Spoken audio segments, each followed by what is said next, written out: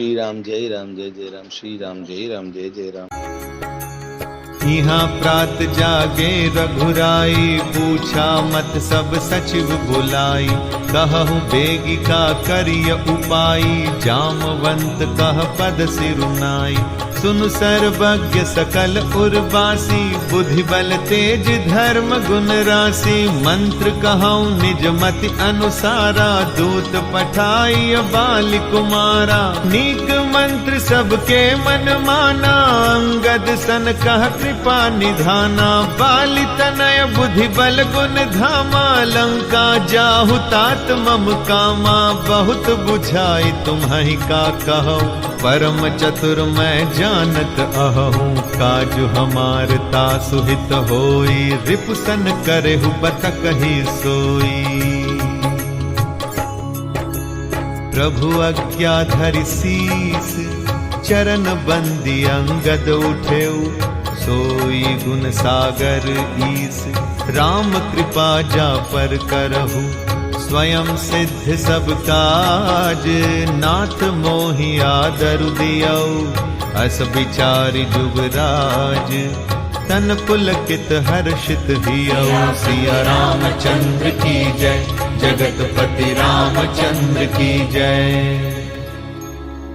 यहाँ सुबेल पर्वत पर प्रातः काल श्री रघुनाथ जी जागे और उन्होंने सब मंत्रियों को बुलाकर सलाह पूछी कि शीघ्र बताइए अब क्या उपाय करना चाहिए।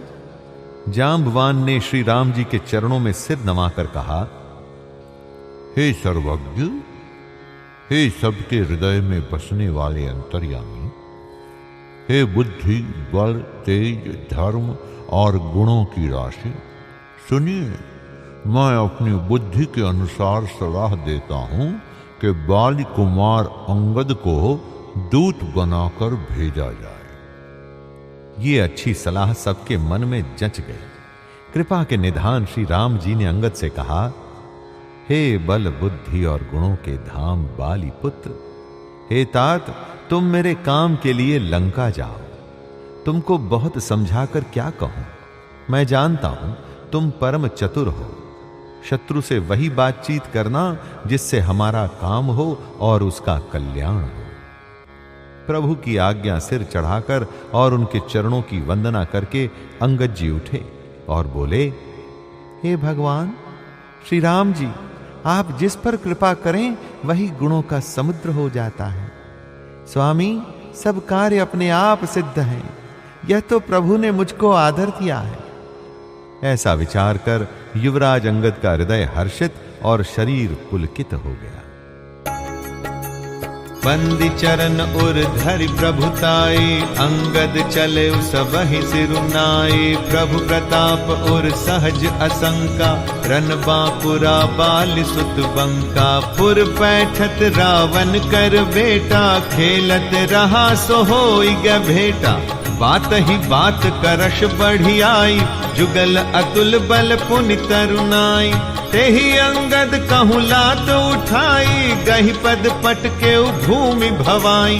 निश्चर निकर देखि भट भारी, जह तह चले न सकहि पुकारी।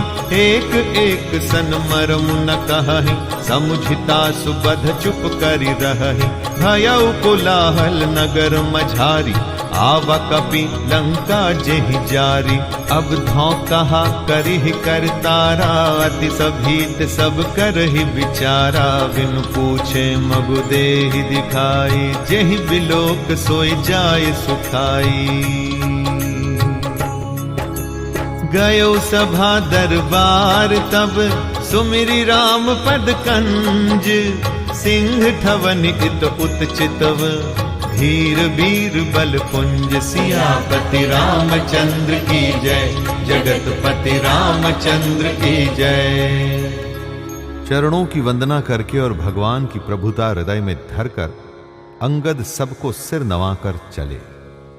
प्रभु के प्रताप को हृदय में धारण किए हुए रणबांकुरे वीर बाली पुत्र स्वाभाविक ही निर्भय हैं। लंका में प्रवेश करते ही रावण के पुत्र से भेंट हो गई, जो वहां खेल रहा था। बातों ही बातों में दोनों में झगड़ा बढ़ गया, क्योंकि दोनों ही अतुलनीय बलवान थे और फिर दोनों की युवावस्था थी। उसने अंगद पर लात उठाई।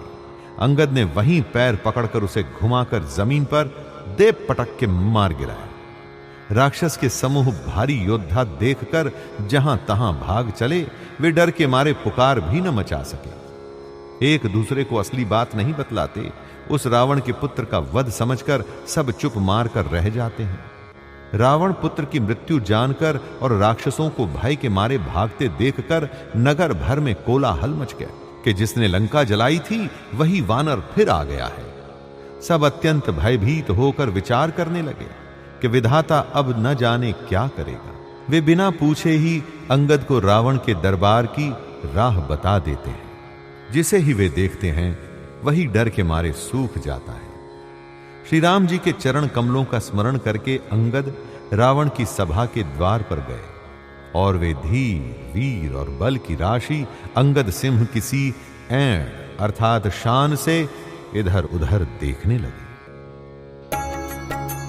तुरत निसाचर एक पठावा, समाचार रावण ही जनावा।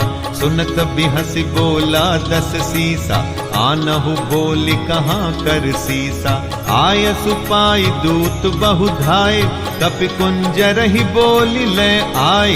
अंगद दीख दसानन बैसे, सहित प्राण कज्जल गिरि जैसे। भुजा बिटप सिर श्रृंग समाना, रोमावली लता जनु नाना। मुख नासिका नयन अरुकाना, गिरि कंदरा खोह अनुमाना। गयौ सभा मन ने गुण मुरा, बाली तनय अति बल बांकुरा। उठे सभासद कपि कहूँ देखी, रावण उर्भा क्रोध विशेषी। जथा मत गज जूथ महु, पंचानन चल जाई। राम प्रताप सुमिरि मन, बैठ सभा सिरुनाई। सियापति रामचंद्र की जय, जगतपति रामचंद्र की जय। तुरंत ही उन्होंने एक राक्षस को भेजा और रावण को अपने आने का समाचार सूचित किया। सुनते ही रावण हंसकर बोला, बुला लाओ, देखें कहां का बंदर है।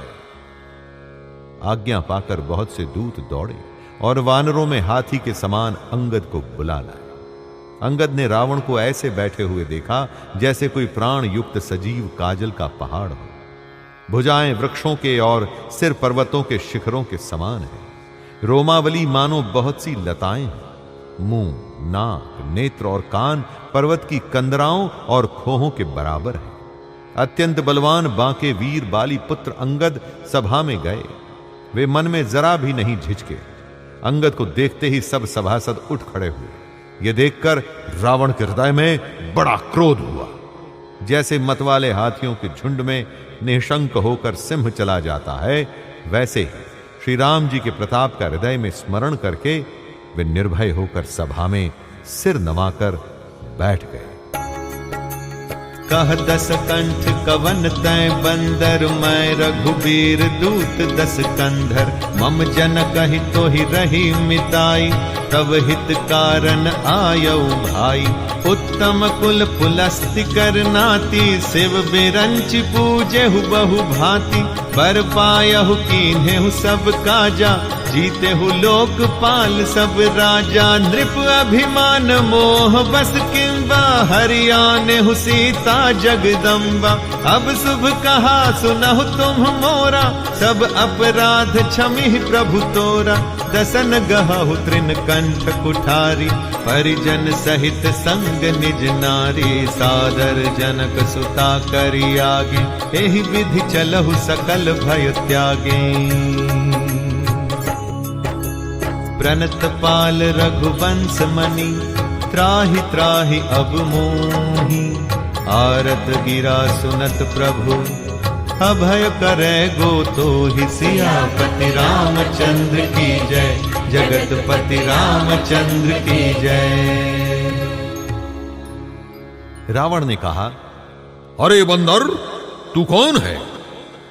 अंगद ने कहा, हे दशग्रीव, मैं श्री रघुवीर का दूत हूं। मेरे पिता से और तुमसे मित्रता थी, इसलिए हे भाई, मैं तुम्हारी भलाई के लिए ही आया हूं। तुम्हारा उत्तम कुल है, पुलस्त ऋषि के तुम पौत्र हो, शिव जी की और ब्रह्मा जी की तुमने बहुत प्रकार से पूजा की है, उनसे वर पाए हैं और सब काम सिद्ध किए हैं। लोकपालों और सब राजाओं को तुमने जीत लिया है। राजमद से या मोहवश तुम जगत जननी सीता जी को हर लाए हो। अब तुम मेरे शुभ वचन सुनो। प्रभु श्री राम जी तुम्हारे सब अपराध क्षमा कर देंगे। दांतों में तिनका दबाओ, गले में कुल्हाड़ी डालो और कुटुंबियों सहित अपनी स्त्रियों को साथ लेकर आदर पूर्वक जानकी जी को आगे करके इस प्रकार सब भय छोड़कर चलो।